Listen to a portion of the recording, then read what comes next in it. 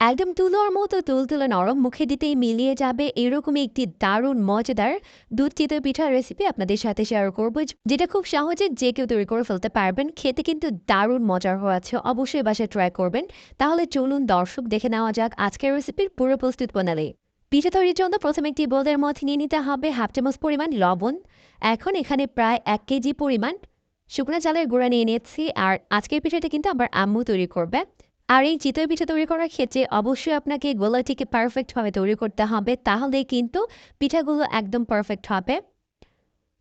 তো এখন এই সমস্ত উপকরণগুলোকে একত্রে ভালো করে মেশাতে হবে। তো এখানে আমি অল্প অল্প করে কুসুম গরম পানি দিয়ে দিচ্ছি, আর পানিটা এমন গরম হবে যাতে করে আঙুল জবালে আঙুলটা সহ্য করতে পারে। খুব বেশি গরম না, আবার ঠান্ডাও হবে না। এটাকে খুব ভালো করে মেশাতে হবে, দেখতেই পাচ্ছেন। এটাকে যত ভালোভাবে মেশাবেন আপনার পিঠাগুলো কিন্তু ততটাই বেশি পারফেক্ট হবে। তো এখানে অল্প অল্প করে পানি দিয়ে এরকম একটি পাতলা ব্যাটার তৈরি করে নিতে হবে। এখন আমাদের ব্যাটার কিন্তু একদম রেডি হয়ে গেছে, দেখতেই পাচ্ছেন এরকম পাতলা একদম পানির মতো হবে। তো আমি এর ঘনত্ব আপনাদেরকে একটু দেখিয়ে দিচ্ছি, দেখতেই পাচ্ছেন এরকম হবে।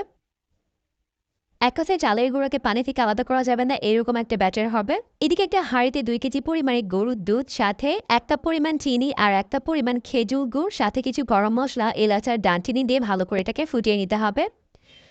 এরপর মা এখানে কিছুটা পরিমাণ নারকেল কোড়া দিয়ে দিল, দিয়ে খুব ভালোভাবে এটাকে জাল করে নিতে হবে। তবে জাল করে কিন্তু ঘন করে ফেলা যাবে না, শুধু কয়েকটা বলক উঠিয়ে নিতে হবে। তো এখন কিন্তু ওদের পিঠার জন্য শিরাটা রেডি হয়ে গেছে, এখন পিঠাগুলোকে বানিয়ে নিতে হবে। তো আজকের পিঠাগুলোকে কিন্তু আমরা মাটির চুলাতে বানাবো, আপনারা চাইলে কিন্তু গ্যাসের চুলাতেও তৈরি করতে পারবেন। তো ব্যাটারির ঘনত্ব দেখতেই পাচ্ছেন একদম এরকম পাতলা হবে, তাহলেই কিন্তু পিঠাগুলো একদম পারফেক্ট হবে। এখন এটাকে ঢেকে দিতে হবে, ঢেকে ওয়েট করব প্রায় 3 থেকে 4 মিনিটের মতো। তো প্রায় 3 মিনিট পর এখন দেখতেই পাচ্ছেন মাশাআল্লাহ পিঠাগুলো একদম পারফেক্টভাবে রেডি হয়ে গেছে, কত সুন্দরভাবে উঠে আসতেছে। তো সবগুলো পিঠা এভাবে উঠিয়ে নিতে হবে, আর পিঠাগুলোকে উঠিয়ে কিন্তু গরম শিরার মধ্যে দিয়ে দিতে হবে। আর এটা হচ্ছে 8 ঘন্টা পর।